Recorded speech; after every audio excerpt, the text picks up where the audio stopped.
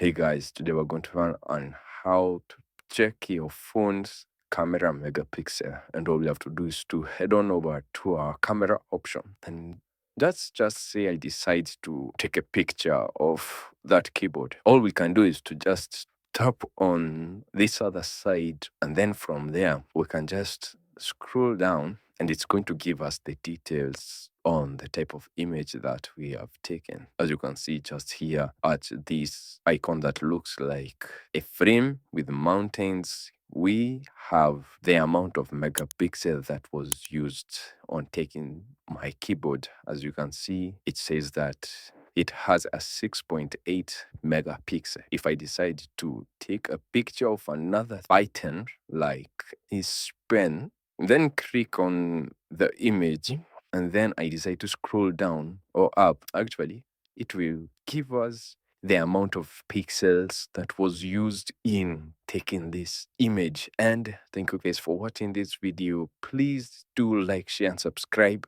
and I'll see you guys on the next video.